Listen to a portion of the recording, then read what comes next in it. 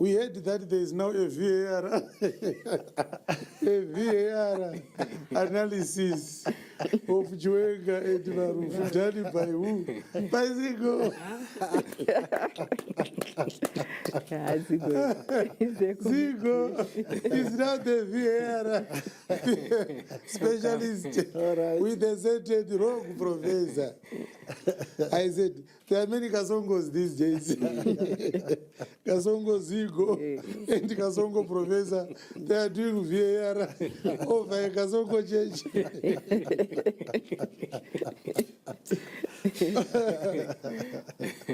Certainly we have a VAR over doctrinal matters. All right. Anyway, it's fine. Ladies and gentlemen, this is Apostle C.F. Chiwenga coming through with his sarcastic recognition of what we are doing here, the verification, analysis, and revelation VAR podcast. And the moderator, Ndiani, Ndizigo, and the rogue professor. What I assume obvious is Evangelist Marufu and Apostle Chiwenga might be in an unholy matrimony. Because why is it this one was spared? Why Muslim Mokwa? He's my brother.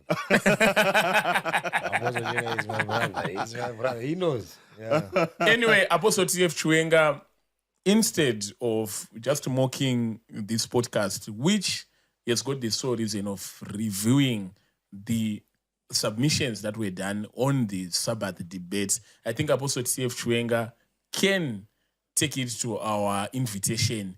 Apostle T.F. Chiwenga, you can come here either virtually or you can come in person so that we can do the fact-checking review together. We are already doing with Evangelist Marufu in person, and we hope to do with Apostle T.F. Chiwenga in person or virtually as well. But whether present or in absence, the word of God will still be preached, and we will continue rightly dividing the word of truth. Those Panapa, welcome back to the VAR verification, analysis, and revelation podcast, where we are fact-checking whatever was discussed on the Sabbath debate. And on my left, we have got Evangelist Marufu, who was one of the participants, and vanenge varipo tichinzwa kuti how far he is representing himself and also his partner Apostle T.F. Chiwenga. Welcome, Evangelist. But I think we need to appreciate I think I think you see also your associates are very important. That's what I'm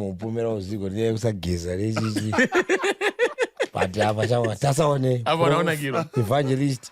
I think we are doing a great work. Honestly. Actually, you guys, you are just wearing clothes. I'm dressed. You see? I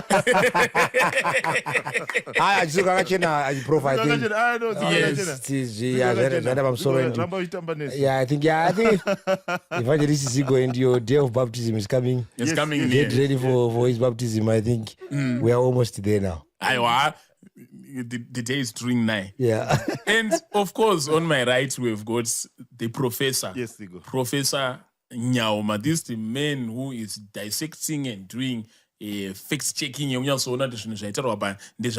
there are no sacred cows. Tinazvekuti neti ndiva marufu toti vamarufu tinaopadhuze saka tikuvanyara tiri kungoita zvazviri and we've got the professor himself. He's the one who is doing that. Welcome, Professor. Thank you, Zigo. Thank you very much. And how has been this exercise for you? Because we are now on day number 3. Okay, it's been very, very good. Today I got a call from one of these guys who is very, very important in my life. He is the man who really taught me the Bible. Very, very fundamental. He's not a theologian, he's a businessman. but he's the guy who really, really taught me to understand the Bible. And we had a very, very good conversation about issues to do with definition of words. We had a very, very lively critical discussion about, issues to do with heresy, to say, and he had to, he quizzed me greatly on issues to do with the progressive revelation of truth. To say, inini kana sandagamchira chokwadi chawanacho ndiri heretic here, because chokwadi chinoramba chidi revelation is very, very progressive. So, and again, for me, it was really God speaking to me to remind me that even tools, scholarly tools, the Spirit of God is always the one that does the VAR on top of all our VARs. I mean, it was very good. And did you say anything about us? Anzi Zigo must be baptized. That's okay. Zigo will be immersed in water once. Yeah, but you see, and the reason why I love this man is that he is the guy who has reminded me that great minds discuss ideas, average minds discuss events, and most of all, small minds discuss people. Powerful. So, great minds, my small minds, never average minds. Yeah. And what are we trying to do here, Zigo? What are we trying to do? What are we trying to do? We're not discussing people. Yes. Yeah, we're not discussing people. And one of the things, sometimes we can mention people, but yes, we're not discussing we are people. mentioning their ideas. We are discussing their ideas. I mean, you guys have taught me how to, to take lightly comment sections. Otherwise, we'll run any boots. The other day we were going through the comment section, and we were literally on the floor laughing and looking at that. So which also means that everyone has something that they can teach you if you listen carefully. And it also speaks about the free environment that is created, where anyone is free either to praise or to criticize whatever is happening. So share this video to as many people as possible. This podcast to target audience yacho ndiye vanhu vasinganzwise bhaibheri, vanhu vanonzwisa bhaibheri, nana muzvinafundo vemabhaibheri. Everyone is welcome. Ukabhaizwa nechirungu chaprofesa unoya pandiri ndochitsanangura, or ungomirira muvhangeri pavanenge wangopindirawo vachitaurawo chi murinonzwa here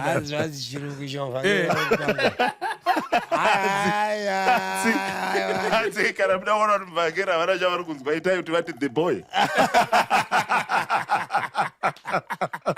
It's time about Zigo. But you see, that's where we Professor Marutaura, God will use anyone. Yes. Yeah, God will use anyone. Yes, so we're excited. So we'll try to say the boy. I don't know.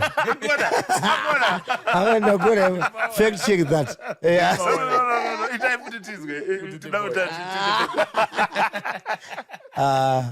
Anyway, so what do you want to do right now? Yesterday we were doing a fact check on the submissions by Evangelist Marufu here, and we talked about a lot of issues, particularly now kunzi Jesu. What did he say about the Sabbath, or what did he envision about the Sabbath in the future? But about that, X 17 what did the apostles do on the Sabbath? Even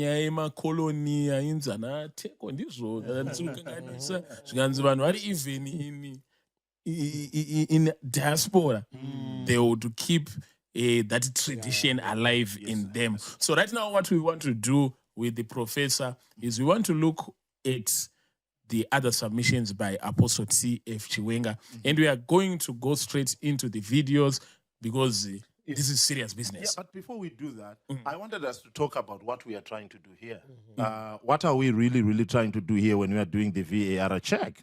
I'm reminded of Acts chapter 17, verse 11, where the Bible says, now, and speaking about the men of Berea, now that these were more noble than those of Thessalonica. Why? Because in that they received the word with the readiness of the what? Of the mind, and searched the scriptures whether those things were so. Sakanzi makristu ekuberia aipfura Thessalonica. Nekuti vekuberia vaita VAR check. They did a fact check to see zvaparidzwa naPaul, zvaparidzwa naPeter, or whoever has preached. Of course. And there is no evidence where Paul said, no, Of course. you can't go through my content. Exactly. I'm an apostle, Of course.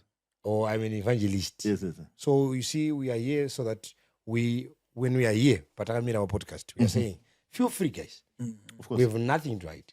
I'm Evangelist Marufu Sabbath. Check my content. Exactly. Is it authentic? Is it a fact? Can I go? Is it a fact? Can I go and preach again? Yeah. No, the public is listening.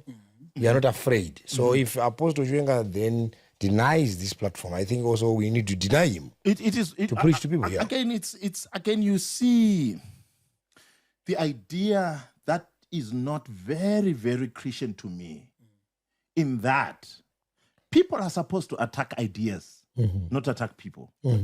I'm not here to attack Apostle Chiwenga. I'm not here to attack Evangelist Marufu. We are critically analyzing the things that they told the whole world to see whether they were what? They were facts. So if you are going to come and say, oh, rogue professor and that, then we're not in the same game. We're not even in the same league. Yeah. Why? Because I'm not afraid to have things that I've said to be fact checked. And if the Spirit of God works in me, if someone shows me that this is erroneous, yeah, I must be able to shift my position. And that's one thing that you are taught as a scholar, not to fall in love with ideas to an extent that it's as if you are married to an idea. Ideas come and go. Ideas are improved. And in the same way, yeah. So this idea of saying, of attacking people, for me, I'm not in that game. I mean, it's a technique that is used in debate ad hominem. When you don't attack the idea, when you attack the person, to discredit the idea. No, I'm not here to discredit anyone. I'm here to check the facts of the ideas. That's the game that I'm playing. But why do you think you are called a rogue professor? Are you Oh, rogue? again, I don't know what he's talking about. He doesn't know me. I don't know him. We've never talked.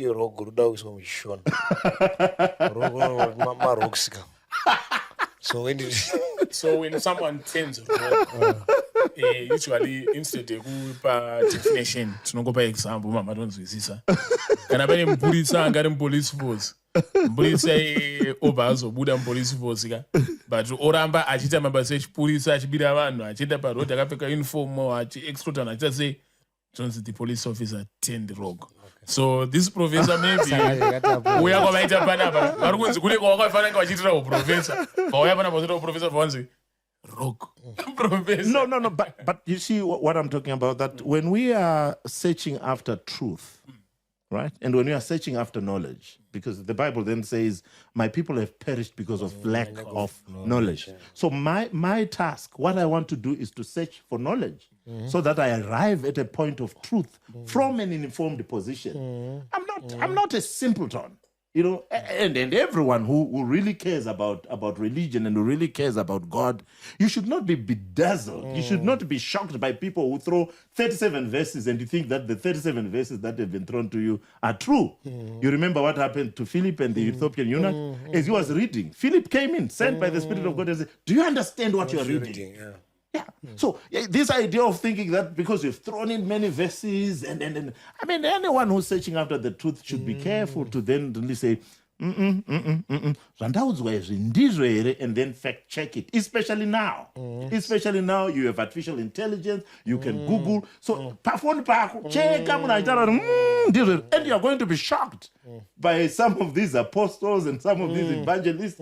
You know, when you check on Google, when you check on artificial intelligence, when you check on history books, when you check on scholarly books, you then discover that Ladies and gentlemen, without wasting much of the time, let us get into the video. Yeah, thank you. So, if you can look at... Now, So what you see with Apostle Chiwenga for me, and I'm not attacking his person, I'm attacking his methodology. Yes. He is not an honest Bible practitioner. I'm not talking about honest as a person. I don't know him as a person. I'm talking about his methodology. When he's talking about the Bible, he's a guy who say, no one should turn left. Yeah? No one is allowed to turn left. And then he turns left. He is a guy who say, no, we are not going to do that. Doing this is not allowed. Then he goes on to do that. And in the video, you can see what I'm talking about. And let's fact check that. Okay. Very interesting. First of all, I want to say that, well, I do not want our debate to end up becoming probably a theological class where we address accessorial issues. For example, issues to do with the idea of how scriptures are read. Okay. You understand? Yes. I want to challenge Evangelist Marufu and say that he has made a serious mistake by reading anywhere he finds the word Sabbath in the New Testament and say that that is evidence that apostles observed the Sabbath. There are two issues that he should have learned there: how to reconcile the narrative of the scripture with the historical context. And number two, to make sure that what he is saying and what he's trying to argue come up with one thing. Yes. If we are talking about Sabbath observed by the Jews, then Evangelist Marufu cannot think that it was observed in the synagogue. So here you hear the prophet, the apostle saying that we don't want this to be a theological lecture. And he's telling this to the audience and to everyone. We don't want this to be a theological what? To be a theological lecture. And he uses conjuncture and what. Next sentence. The apostles observed the Sabbath. Honestly speaking, this is highly speculative, and we shouldn't tolerate that. It is not the true record of what the scripture is saying, and the historical context of the textus receptus of the manuscript of the New Testament does not suggest that. Does not support that. Right. So we don't want this to be a theological what? Lecture. In the next few sentences, he then goes on to say what? Textus respectus. Yeah. We don't find it within the context of the textus receptus. Now, what he is saying here is that we don't want this. We want to look at it in the textus receptus, right? Now, what does that mean? We don't know. What does that mean? What does that mean? What does that mean? Play it again. Not observing the Sabbath. So there wasn't a problem of not finding a synagogue, because you don't need a synagogue to observe the Sabbath. You need the temple. So once you connect the synagogue and the Sabbath and you say this is evidence that the apostles observed the Sabbath, honestly speaking, this is highly speculative, and we shouldn't tolerate that. It is not the true record of what the scripture is saying, and the historical context of the textus receptus of the manuscript of the New Testament does not suggest that, does not support that. There is no evidence that the apostles observed the Sabbath. Zero evidence. So here the apostle then says the historical context of the textus receptus of the manuscript of the New Testament does not suggest that. Now, that sounds scholarly. Yes. Because he has highlighted what historical context of the textus receptus of the manuscript of the New Testament does not suggest that. Now, what does that mean? It means he is delving into the works of scholars, but I think go throw my words. Now, number one, in the argument that is highlighting, it is misleading and irrelevant. In fact, actually, let us do a fact check of that. Let us fact check that. The historical context of the textus receptus of the New Testament. What does that mean theologically? Ask any theologian who's worth his salt. What does that mean? And any theologian will tell you that that's rubbish. It means nothing. It does not mean anything. It's theological gibberish. It sounds educated and academic, but it means nothing. So what is the textus receptus? The only way near to testers, respecters, testers.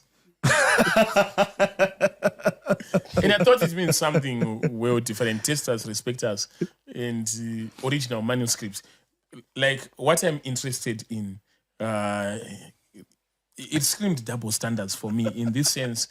Apostle T.F. Chiwenga demonizes scholars, demonizes theologians, which means he wants people to stick to Bible language, where you are just talking about the Word of God says in the book of Chiwenga, but now he's talking about historical manuscripts, context of the textus receptus of the New Testament, which means that is theological rubbish. He is consuming the work of what? Of scholars. Yeah. So textus receptus is literally, it's just Latin, which means a received text. But that is a title that is given into a manuscript, and this manuscript came to us around 16th century, between the 16th century and 19th century. It's not one of the oldest manuscripts that is used to translate the Bible. It's not one of the oldest. Of course, the King James Version, part of it, especially the translations that was done by Desiderius Erasmus. I mean, they used a lot of the text as what receptors, and it was not one manuscript. It was many manuscripts that are called the textus receptors.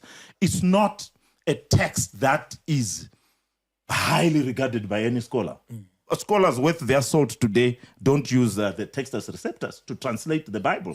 You know that the Bible that we have is a translation of translations of translations. Yeah. So scholars today and Bible versions today that are very near the translation. You know what happens with translation? Ripa duze. Right now we are using Codex Sinaiticus or Codex Vaticanus. These are manuscripts that go to the 2nd century. Textus receptors, Baba. One what opens a grace mashingo. No textus receptors. But okay, we give him, we clap hands for him. He knows what a textus receptors is. But he's throwing it to say what? To mean what? Then he says, let's fact check that. He says, in the textus receptors, what Marufu has said does not appear. You don't find it in the textus receptors. And that is wrong. Okay. In fact, Maveso Sagatarwana Marufu, the manuscript, emphasize Mavesa Marufu, Rosadi, textus receptors. Well, it's kind of the manuscript, baby. So, a manuscript now is when Matthew wrote the Gospel of Matthew. Remember, he wrote it as a letter. So did Mark, so did Luke, so did John, so did anyone. They wrote it as what? As a letter. Now, it was not like our time where after you have finished writing the letter, you have typed it on your computer, you then print it, and then it goes. No, it was not like that. They wrote it after they had written it, and then it was circulated as a letter. Now, but the original letters were lost. We don't have them, right? So what we have are copies of copies of copies of copies of copies of copies of copies of copies, right? Now, so these copies of copies of copies of copies that we have are what is called now the manuscripts. And we have many manuscripts, especially when you look at the New Testament, we have actually about 5,800 to be precise, 5,800 manuscripts, which means you have more than 5,800 copies of copies of copies of copies of copies of a text. Are they identical? Right. Yeah, they are identical, but you see they are also what we call variants. Yeah, variants. Now, by variants, we are saying that but the context is not very different. Yeah. And then there are some that are very where you don't find similarities. So, for example, when you go to Mark chapter 16, right? You have what we call the long ending and the shorter ending of Mark. One manuscript, after verse 16, after verse 9, Mark chapter 16. Now, what is that? It means that the version that the Bible is using, or the Bible version, the manuscripts that they are translating from, has this shorter ending, and this one has used longer ending. So because of this variance, there are people who have gone in with conspiracy theories to say, no, it's not like that. It's just using the different versions. So now, what we then call parent text are older. Okay. Yeah. So if you write a letter, and this letter is then copied, and is then copied, is then copied, and it is then copied and copied and copied. Yeah. But this letter, you wrote it in the year 2000. Yeah. And then my copies at knows one, my copies are 2035. My copies are nengari I know ruba, right? Anengari close to what you wrote. My copies are nengari notices are primitive. Okay. So you can only write something 2000, right? My copies are closest to what you wrote. It cannot be 2035. Yeah. Right. So can I talk about the text as receptors in an apostle man? Yeah. Do 2035.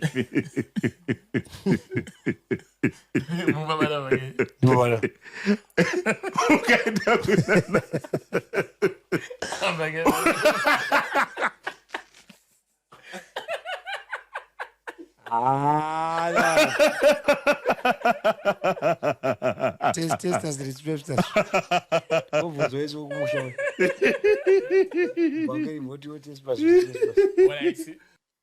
There is a manuscript that is called the what?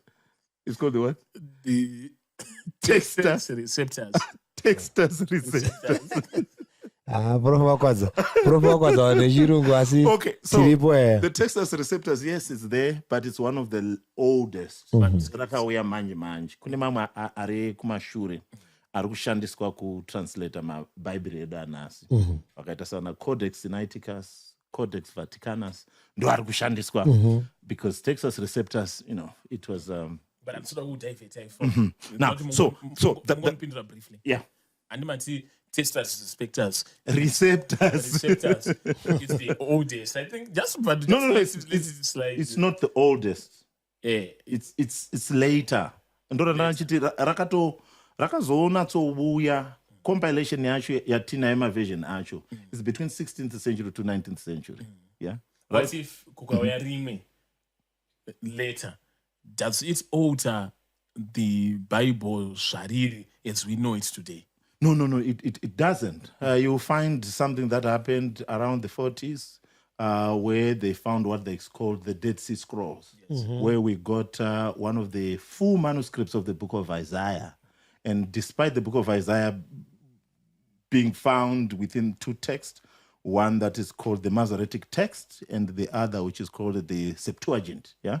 But when you look at what was found in the Dead Sea Scrolls, Dead Sea Scrolls, where we find a full text of the book of Isaiah, of course, with one or two chapters missing, it was exactly the same as the book of Isaiah that we have now. Yeah. So what you then find, what is, and this falls in what we call textual criticism. It's just variance, yeah. My variance, pana endi, pana the, pana them, pana they, but otherwise the contextual meaning really does not fall far off. And we compare it with 5,800 manuscripts, so we look at the variance within the text. So why do you think that Apostle T.F. Chiwenga used jargon in a sentence?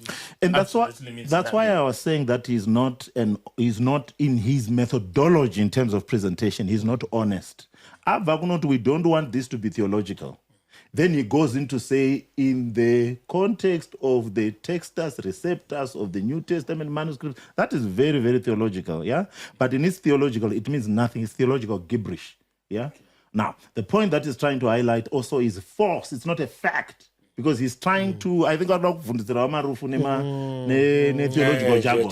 Kuti zvataurwa naMarufu atizviwane mu textus what receptors, and I dare challenge the apostle to go and fact check what I'm saying.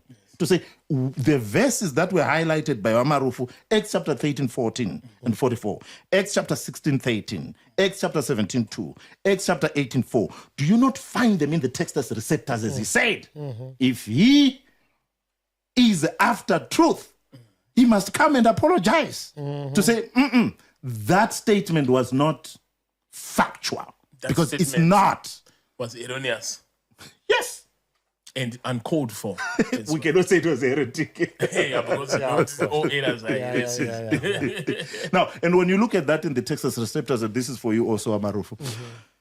On Acts chapter 13, 14, do you know where Paul was?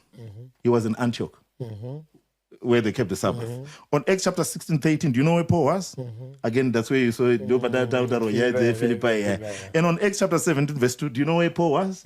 In Thessalonica. And on Acts chapter 18, 4, do you know where Paul was? In Corinth. Okay. So within the Acts of the Apostles, you see Paul going in different colonies where they were spreading the gospel, and in each and every place where he went, he was keeping The Sabbath, yeah. That's profound. fact. So, That's profound. anyone, please go and Google. Please go and Google. Go and use artificial intelligence. Please check if you don't find these verses in the text as receptors. I'll go and throw away my certificates. Yes, the challenge is for those who don't want the professor to be a professor. yeah. Go and Google. Go and Google. Yeah. So, are we now getting to the next thing? Okay, so he then goes on to say, again, he goes on to say, and the point that he's trying to prove, it makes sense. I hear what he's saying, but he's also being theologically deceptive. I'm not saying he's deceptive, I'm saying his method is theologically deceptive because he goes on and uses a translation without checking it. That's why he raised the issue of Passover. Not Passover, he says this was Easter. He's correct that Easter was a pagan practice that had been practiced 300 years ago. That's correct. That's, Apostle, was a fact. But Easter, not a fact. Do you see what he does? And he is very, very dangerous theologically because he's a guy who uses fiction, facts, and fabrication together. So here, he's correct historically, but in terms of translation, he's wrong. It's not Easter.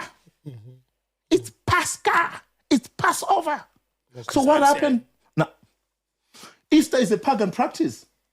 Passover, they were celebrating the independence of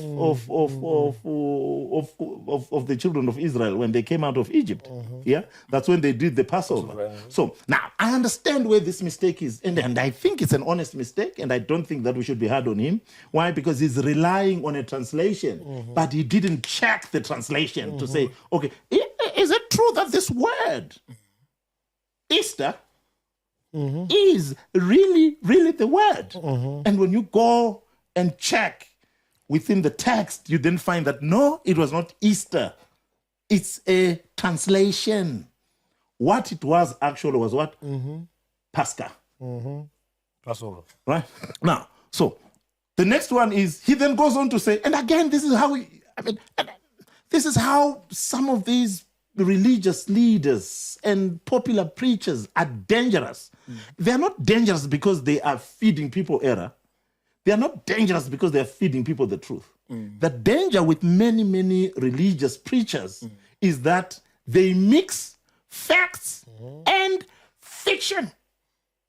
So mostly why they do that is because they get excited. They want to say something that will wow the crowd. yes. They are always hungry to say something new. Exactly. They are always playing to the gallery. Yes. Playing to the gallery. Good. Yes. So he then goes on and makes a declaration that Herod was not a Jew. No, he was. Herod was a Jew. Yes. Herod Agrippa the first, the one that is mentioned in Acts. His name does not sound Jewish, but He was. Of course, there is a debate about his lineage, but he was a Jew. At most, I am with the group of scholars that he was coming from what is called Edomia. Yeah, this is where you find, these people, the Edomites. Yeah,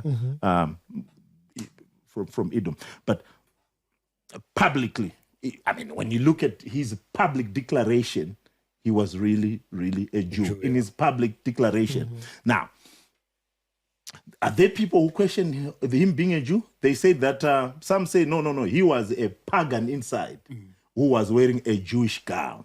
Yeah. So you have these two views, but the fact that he was a Jew is historically correct, and that he was living using Jewish principles.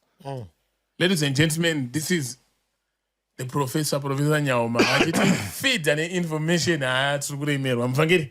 Totenda prof ne kuparira kwavari kuita nyaya yakakura. I think it was Rika.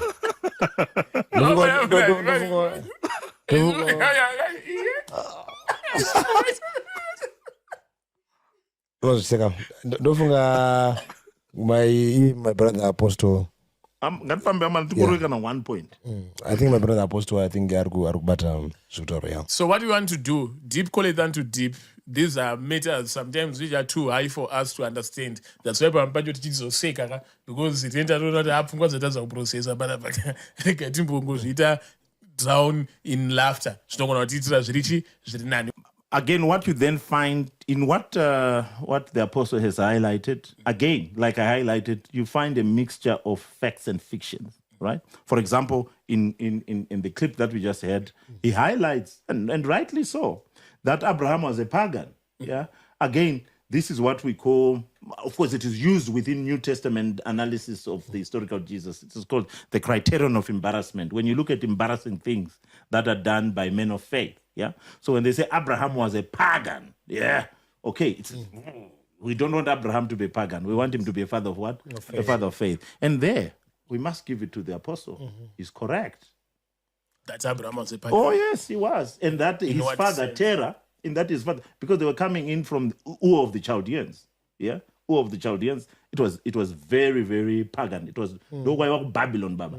So idea of Babylon is also very, very important in the New Testament, such in Old Testament. I mean, such that when the children of Israel are taken into captivity in Babylon, for them also it was walking through the footprint where their father Abraham had walked, because God then says God takes him out of what. Of the Ur of the Chaldeans. It takes him out of Babylon. It is true. Actually, the Bible also highlights that Baba Abraham Terah, is there. Those are facts. You cannot contend with facts. Facts are what? Are facts. There, the apostle is not fabricating. Apostle is correct. Those are facts. For the first time since the start of the debate. Oh, for today. Yeah. I'm joking, of course. Now, then he then goes on to say, the first problem we have with the Sabbath proponents in the New Testament is they mix these things. They say, we are believers, so we observe the Sabbath. Now, there again you see the apostle being the apostle. He then redacts what has been highlighted by the evangelist. He then redacts a whole theological structure of what Adventists believe to say. No, Adventists say they are believers, and because we are believers, we keep the Sabbath. Now, that's an old debate technique, straw man. I mean, you reduce what the person believes, and when you straw man fallacy. When you have reduced it, and then you knock it out, and that is not correct. Yeah, that is not correct. And you find it also being done by many people. Kunyanya vanhu vanoenda kumachechi, vanhu vanoona kazhinji tinotaura with authority about other people's beliefs, which we don't know about. Now, if you want to know about what Adventists believe, you can talk to the evangelist, or you can go to the books that Adventists have on doctrine of faith. They have, they have a book on their fundamental beliefs. Look at what they believe. Yes. You don't go and redact what Adventists believe. So when you go to what Adventists believe, you see that Adventists don't just believe in the Sabbath because they are believers. They have many reasons why Adventists are believers. So you have to ask now, we are fact-checking the apostles' claims. Now, do Adventists only believe in the Sabbath because they are believers? Where did the apostle got this? What are his sources? Is this a fact? The facts. So let us fact check it. Yes. Don't program it. Check the facts. Yes. Now, why do Adventists keep the Sabbath? What are the reasons of their Sabbath observance? Yeah. Number one, Adventists believe in the Sabbath because for them it is a divine example of creation. That's reason number one. Now, when you go to Adventist belief, you see that they cite Genesis chapter 2, verse 1 to 3. They cite Exodus chapter 20, verse 11. Why are they doing this? They are giving you the theological or the text backing of their belief. So number one, they believe in the Sabbath because it is a memorial of creation. Number two, they believe in the Sabbath because it is an explicit divine moral command, which you don't find starting in Exodus. It's a divine moral command that begins before the emergence of Abraham, before the emergence of circumcision. So they believe that because it's a moral mutemo wa Mwari. Now, what are the reasons? They are also citing Exodus chapter 20, verse 8 to 11. Now, what am I doing right now? I am going to check what Adventists believe. And this will go, I don't know what Adventists believe that. Because even if my views on what Adventists believes are not what Adventists believe, they are my views about what Adventists believe. If I want to know what Adventists really believe, I go into their data. I look into their fundamental beliefs, which they've written. I look at what is called statements of faith, and then check what I think Adventists believe is not what Adventists believe. It's my conceptualization of what Adventists believe. So you go again, why do Adventists believe on the Sabbath? Number two, it is a memorial of redemption and sanctification. What is their source? Ezekiel chapter 20, 12, Hebrews chapter 4, verse 1 to 10. Now, what am I doing again? I'm checking the facts. I'm not just redacting the belief of a people. Now, why do Adventists keep the Sabbath? It is a foretaste of eternity. The evangelist by Isaiah chapter 66, 22 to 23. Now, okay, why do Adventists also believe in the Sabbath? It is the faith of Jesus and the New Testament church. These are reasons why Adventists keep the what? The Sabbath. Now, there is no Adventist right now who can come and say, I'm misrepresenting them. Because I'm citing their profession of faith, going into their text, official documents, proclamation of faith, their doctrinal proclamations. I'm checking that and I'm saying, that's what they. If I'm to criticize, I then criticize with the text. I don't just wake up and say, and no one wants that. But you know what? It's not just a mistake that is done by people coming in from different denominations. In fact, many Christians do this a lot. And it's sad in that one was in my apostle. One dog comment about not in my apostle when they don't really understand what my apostle is about. Yeah. So one was Catholic. Do one comment asterisk about what Catholics believe. Catechism.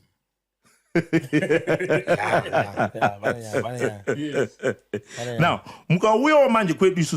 when you are studying religions, you don't just wake up and you study religion. And I can tell you that we have a method that we use when you want to understand what people believe. It is called a phenomenology.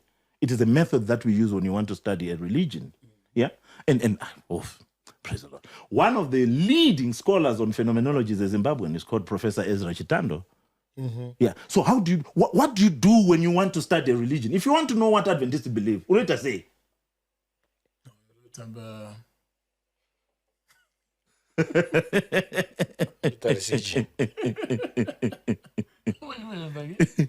No, so chokutanga chaunoita kuziva kuti vanhu vanotendei in phenomenology manje unotanga waita inonzi bracketing kana takushandisa majargon acho inonzi epoche. Bracketing. Yes, epoche kutaura kuti haujaji. Haujaji kana uda kuziva kuti vanhu vanotendei haikona kumhanya kunojaja. Bracketing. You don't judge. Then number two, you look at the belief system as it is and the belief system as it appears. As it is and as it is, two different things. These are two different things. Why? Because pane difference between chinonzi phenomena and chinonzi nomena. Okay. What's the difference? The difference is phenomena is the thing as it appears. Nomena, the thing as it is. So, okay. So, one of the leading scholars in this method of studying other religions is a Zimbabwean. Actually, it's one of the leading scholars on phenomenology is a Zimbabwean called Professor Ezra Chitando, University of Zimbabwe. So, in phenomenology, we are then taught how to study religion. Chekutanga chatinoshandisa inonzi epoche. That is bracketing. Kana chiri bracketing tiri kuti hauno judge. Hautange kujudge hauti because I believe this otanga kudi uda unostudy mapostori mamuri mupostori kayo. Yeah. Ini ndikafunga kuti mapostori zveizvo munongoita kungomwa tea nekuti ndaratidzwa kuti mudzimai uyu neshanda rakawanda. Chipostori chakakura. Chipostori chakakura tu ani mukuona kuti vanhu vatovhunduka nana sapatina kudya kwatumwa. Asi inonzi language yemomuneji. Language yemomuneji. Ndoda kuita fact check iyo sapatina. Tichita kuti ngirozi dzine chikafu chadzinodya. Sapatina inonzi sapadina. Kudya kumwe. Yeah, but you're telling us about Chipostori. Yeah, so I was telling them, language, language yemomuneji, we have issues. I think yadzana Baba Joani dzinotariswa because Joani ari kutaurwa ari pana Baba Joani, it's an angel. You see?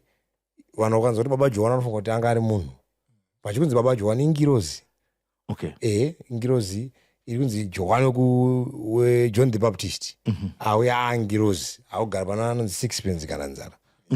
So vanhu vangonzwa kuti tina Baba Joani, then they think kuti maybe this guy akazvarwa kubva apiwa zita ranzi Baba Joani. You're saying it's possible that with my denominational beliefs, I can easily disqualify another denomination because I'm looking at that denomination from my point of view. And this is what many religions do. But it's scholarship. Phenomenology. So chekutanga, we epoche, we bracket. Chechipiri, we look at the thing as it appears and the thing as it is. So again, actually, within human life, in human experiences, mugora inini na evangelist. Tichifamba takabata mabhodhoro green. Vachidzedzereka. As it appears, takadhakwa handiti. But ukasvika ukanotanda vabata zvidhakwa zvezvi. Tiko nai vanhu vechechi takuya kuzokuita effect check panapa. Muri kunwa chii mumabhodhoro amakabata? Tota handiri pasera apa. Tashaya chii? Tasaya pekuisira raspberry. Saka tazongoti pane mabhodhoro ebellinger saka. Tikabva tati ngatitosuke tatasuka tati hapa tozosuka kuchechi teta pedza. Aiwa but ndakuona muchidzedzera kuti aiwa ndagumburwa apapo. Aiwa mirai ndicheke ndoni. Kuti inwa kuzwa yopo ukanwa manje. Ukaona kuti zveshuwa iraspberry wabva from what? From the thing as it appears to the thing as it is. And this is what is right. Phenomenons, the thing as it appears. As it appears, yeah. Nominal. It's the thing as it is. The thing as it is. So then we have many tools, eidetic vision and simple explanation and observation. You have to go and observe without judging. You know, what we say, visa boots the shoe. What we say, I simple. You know, I'm a poster and I don't do denga. What to judge? You are just observing. You know, the I mean, I don't judge.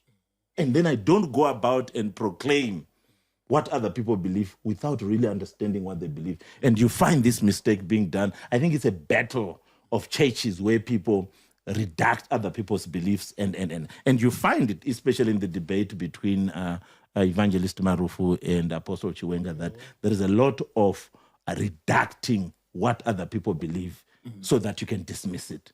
Yeah. There's a lot of redacting what other people believe so that you can dismiss it. And that is the same concept that I'm going to finger the SDA church, they it's not possible for anyone to keep the Sabbath in this day. And yet, how do you keep it when someone claims that they are keeping the Sabbath and you redact that opinion or fact or practice? I think it's the same thing that you are Very making. good. Let's fact check that also. Let's fact check that. When he then says, Akuna Muna akachengeta Sabbath, even in Old Testament, yeah? He goes on into the Old Testament and proclaims that, no one today. And they speak with authority. He speaks with authority. Now, and then he imposes. He says, Chinonzi kuchengeta Sabbath. For him, he quotes Numbers chapter 28. Yeah, and then he says, Chinonzi kuchengeta Sabbath. You bring in why? Yeah, but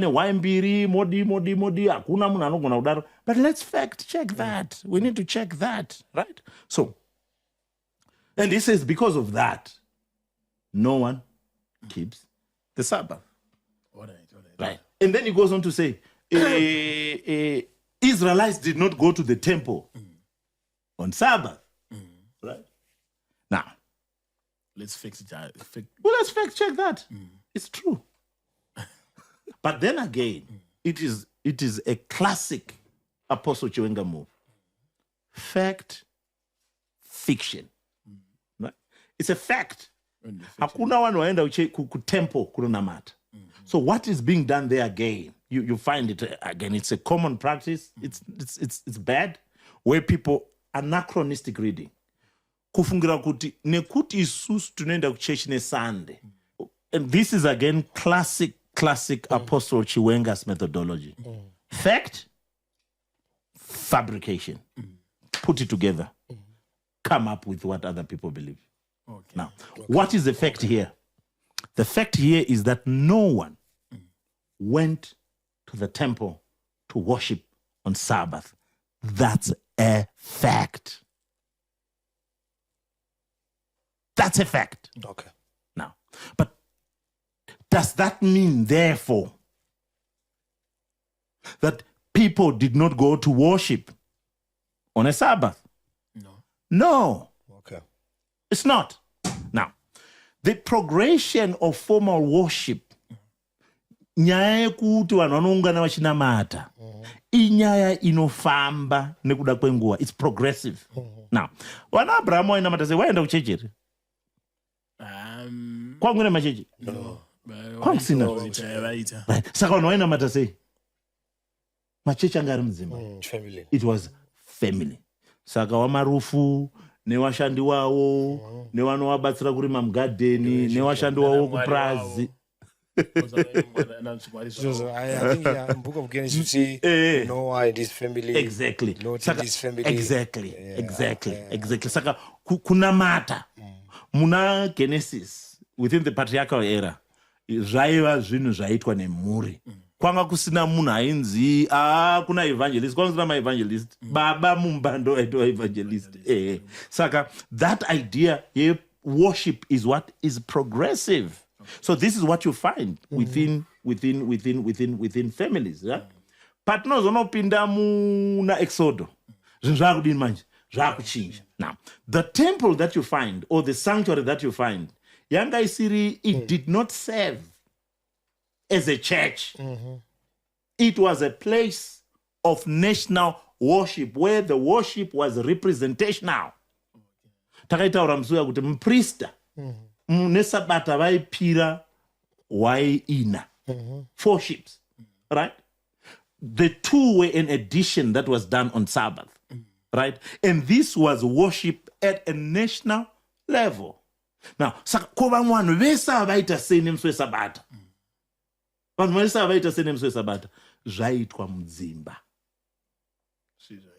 Zvaitwa mudzimba manje ndezvokuti vanhu vaiungana semhuri.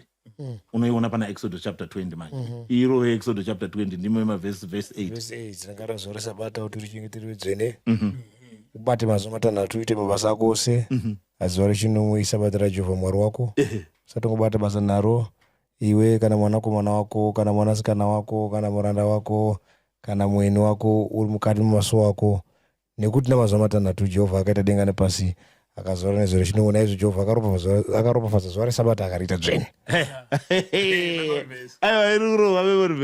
So worship was done within a family circle. Now, it was not just done within a family circle. Paizoitawo futi a communal worship. So the communal worship was mainly done in the morning of Saturday. So what you find in the Old Testament is that the instruments, and I'm citing Apostle Chiwenga, the instrument of worship within the Old Testament was dynamic. Zvoreva kuti kudini? Kuchengetwa kwesabata kwaiva progressive. Kune zvinhu zvaiwedzerwa. Ndizvoka? So vari murenje, sabata raichengetwa sei? Raichengeterwa murenje imomo, vatori mudzimba dzavo vachinzi musabude unotora mana nekuti vakangokula down. Exactly. Maisabvumirwa kutora una nditika? Maisabvumirwa kubika nditika? This was the Sabbath in the wilderness. The moment yavanonopinda mumaguta, now they've built a city that is called Jerusalem. Kwakutowedzerwa mumtemo. Hapasina trade. On Friday evening, gates are closed. Do you see? Watomwe futi. Saka munhu akanoti indoda kuchengeta sabata zvemurenje.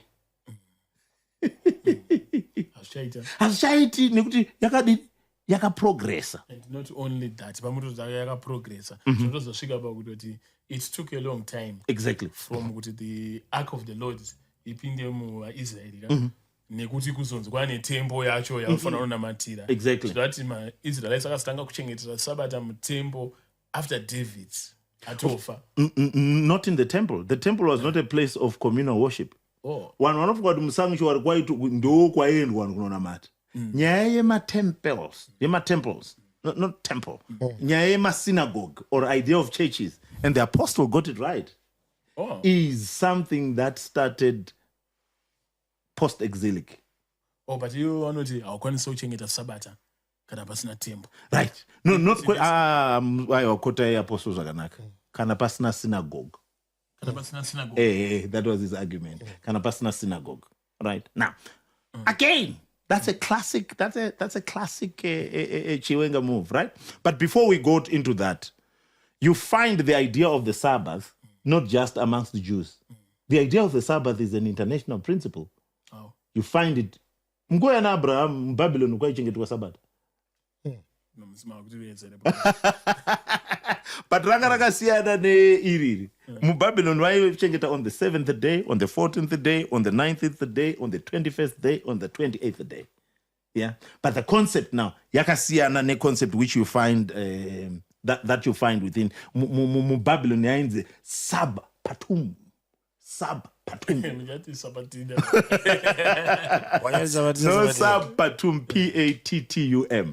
Right. That was the concept that you find, and it was an Akkadian principle that you find. And we debate whether sub patum is related to Shabbat that you find within the Hebrew. But the concept is the same. Amongst the Shona people. Chisa nditi. Saka vashona kutori itsumo kana madimikira. Chisi achieri musi wacharimwa. Idea yacho ndeyekuti mambo umwe noumwe ane chisi chake. Saka pachishona kana zvinzi chisa achieri musi wacharimwa zvakafanira kuti sabata riere musi wararimwa. The concept is there. You find the concept throughout the whole world. You find the concept of the Sabbath. But the idea that I want to show you here is that the apostle is not factual when he then says no one keeps it. Because the keeping of the Sabbath was what? Dynamic. Kachengeterwa rakaitwa murenje kakanosiyana nekachengeterwa karaitwa mu Jerusalem. Pavanozonorohwa manje naNebukadnezar manje. Panopwanywa panopwanywa temple. Vanobva vaenda muchimanje kuBabylon. Vari kuBabylon manje ikoko manje. Zvinhu zvakadi manje. Zvakanosiyana. So the worship on Sabbath was dynamic. Time Abraham vaingoita altar yavo nemurovha wadi. But in the wilderness now, from the time of the wilderness to the time of the monarchy, kachengeterwa kesabata kakadi futi kakachinja kakanosiyana. Why? Because there was cessation of work. You find it on Exodus ndo yakotwa nemunhu waMwari. Exodus chapter 20 verse 8 to 11. Vairambidzwa kubatidza moto. Exodus chapter 35 verse 3. Vairambidzwa kutenga nekutengesa. tatopinda monarchy. Taakuna na Nehemiah chapter 13, verse 15. And especially with Nehemiah, we are now looking at post-exilic. Vabva ku Egypt, vabva ku utapwa. Not Egypt, vabva ku Babylon, right? Now, Leviticus chapter 23, verse 3, then highlights the idea of what? Sacred assembly. Saka vanhu vakawanda vanofungira kuti sabata kana rakari sabata paraichengetwa murenje nekuti kwanga kuine temberi. That's the point that the apostle is highlighting. Vaifunga kuti vanhu vaitoenda kutemberi kuya kwaiva neholy place, outer court, holy place neholy of holies. Vanhu ndo kwaitoenda kunoitirwa service ikoko. Ikoko kwaitaitirwa ndo kwaitirwa national service, ndo kwaingopirwa chete. Saka vanhu vainamata sei? How did the Sabbath become a holy convocation? Zvaitwa kumaraini. Family nefamily mubatana moita chi vaiverenga Torah body as families, right? So this is how you find the Sabbath being worshipped within what? Actually, during the time of the kings, one ndopoenda unovhunza maprofita. On Sabbath, it was also a day where people would go and ask the prophets about what was on. You find this on 2 Kings chapter 4, verse 23. But the idea of family worship and corporate worship is what you find there. Now, what then is interesting is after exile, matembere anopwanywa. Not just the temple, even the places of worship are also what? Are destroyed. When these places of worship have been destroyed, wakuita open air worship. Right. Saka pfungwa manje munoiona, especially you find nuances of this idea. Munotaura ya imbotoera panzizi dzeBabylon munomwe. Okay, book la Psalms. Panzizi dzeBabylon. Tikupa takagara pasi zviro kwazvo tikachema pakurangarira kwedu Zion. Pamikuona chando tikaturika mbira dzedu. Ipapo wakanga wakatapa wakati tiimbire rwiyo rwaJehovha. Tikati tingaimba seiko rwiyo rwaJehovha munyika yavatorwa. So what you find in that text is an idea of communal worship, but it's not being done in a temple. It's not being done in a temple. It's not being done in any structured, formal, built a place of worship. It's open air worship. So this idea you then find it throughout, because when Nebuchadnezzar came to destroy Jerusalem, he did not just destroy the temple. He also destroyed the places of worship. So this then forced people to have new places of what? Of worship. Open air what? Open air worship. So when Apostle Chiwenga comes in and then says, there is no synagogue in the construction of the divine order of the divine service. This is why you don't find the word synagogue from Genesis to what? To Malachi. Until up to he says, up to the period of the birth of Christ. Again, typical of the apostle. Fact. Yes. And then fabrication. I was no bigger. Fact. That's a fabricator. So what is the fact here? Number one, ratio are one in synagogue. Idea is synagogue are we one. What is this fabrication? Up to the time of Christ. That's wrong. Right? No. Why? Because from the time of the first synagogue up to the time of Christ, there are 400 years. 400 years. So it's not like the birth of Jesus and the emergence of synagogues are next door to each other. You're talking about 400 years. So fact, fabrication. Adzikasanganisa. Because ukatanga kuti kubva kuda ningirikini pane 300 years kana pakazofabricatwa, it's easy for you to be what? To be gullible. That is exactly right. Now, so the danger here is the mixture of fact and fabrication. Now, what do you find? What do you find there is, it is not true that synagogues ran along during the time of the emergence of Christ. They are 400 years apart. Now, so idea ma synagogue toiona papi, because vari kuramba pfungwa iri kutaurwa na Evangelist, and he then negates the he does it cleverly. The idea that you don't have synagogues, therefore you didn't have Sabbath worship. Okay, that's wrong. That's wrong. Because what you don't find is synagogues, not the Sabbath. and Sabbath pakatotanga kuchengetwa panga pasina masina panga pasina masinagoge. zvakafanana nekuti hatisati avaka chechi kumuzarabani then hakusati kwane chechi. Exactly. That's a classic example. Yeah. So mutemo wa Sabbath waisati remember the synagogue. Why do you remember the what? Sabbath. The Sabbath. Day to keep it holy. Yeah. So the absence of synagogue does not mean absence of Sabbath. Right? Now, again, here is a classic example of Apostle Chiwenga when you're doing fact finding. He also doesn't take time to critically analyze text. Now, so we have two versions of the Old Testament. The Masoretic text, right? And the Septuagint. The Masoretic text, I mean, for a lack of a better word, is like the King James Version of the Hebrew Bible. Right? So, kareko Bible raishandiswa ne majuda. Right? Masoretic text. Iroro Masoretic text iroro rakazotranslatewa manje. Ratranslatiwa into Greek. The Greek version now ndo yakazononzi chimanje the Septuagint. Now, so what you find in the Masoretic text, it's a bit complicated. In the Masoretic text, you don't find the word synagogue. Okay. You find what? Okay. Because synagogue is a Greek word. The Masoretic text is written in what? In Hebrew and part in languages, especially in the book of Daniel. Yeah, you find a bit of Aramaic there, right? Okay. Now, but the Masoretic text is mainly written in what? In Hebrew. Now, in the Hebrew version, they don't use the word synagogue. Okay. They use the word place of worship. Okay. Right. So what you find then within the Hebrew text, the Masoretic text, and what you find within the Greek Septuagint. Septuagint. So what you find is in the Masoretic text on Psalms chapter 74 verse 8, it reads,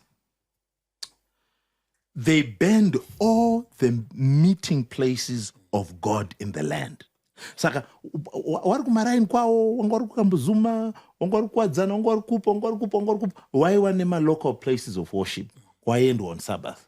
But panouya na Nebuchadnezzar, they don't just ban the main temple muHarare. Wakapisa nekwese kwainamatirwa nakambuzuma macolonize. They banned everything. Now, when you look at this translation now, ye Masoretic text, takuiona yam Greek Septuagint. Do you want to know what it says? And the Greek Septuagint is coming in the between the 2nd and 3rd century before Christ. Yeah. Do you know what the Greek Septuagint translates? They banned all. Do you know the word that was used? Would you want to guess? No. Synagogues of the Lord. Okay.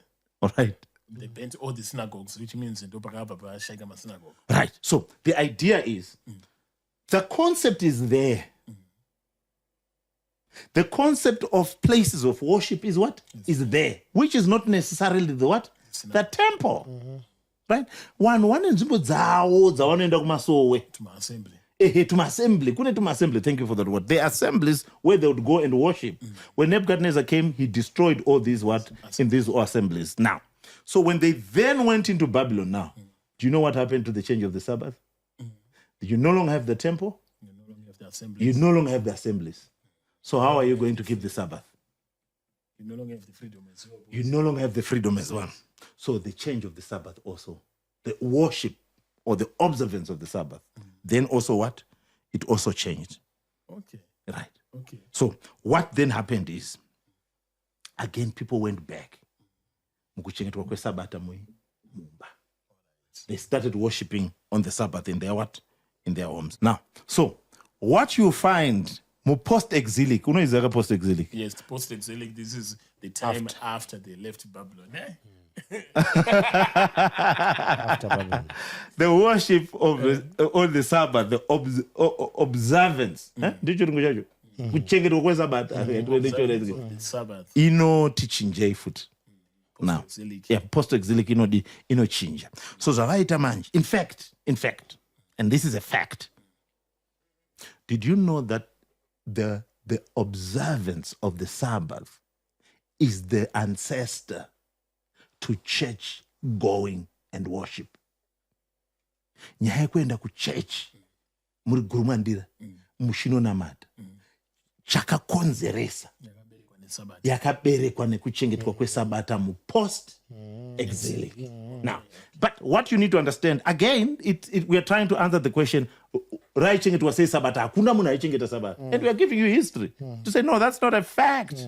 People were keeping the Sabbath in different circumstances and in different places according to the social situation that people were going through at that time. So what would happen was that waita Sabbath welcome kugamuchirwa kweSabbath, and the preparation yaitora an entire day, especially on a Friday, or not especially, actually on a Friday. Yeah, imba yaicheneswa, maimba maisukwa, kuchairwa. I mean, they clean the house. They would prepare the best food. Yeah, they would prepare the best food. After they would have prepared the best food, vaibika vatu vapedza kubika manje paitwa pachirungu kandiwa munoti candlelight dinner. Yeah, vaibva vabatidza macandles, and many times it was 2. And you know what was very, very important? You know what was very, very important in this time was Mai Pamba. Yeah, she was referred to as the queen of the Sabbath. She was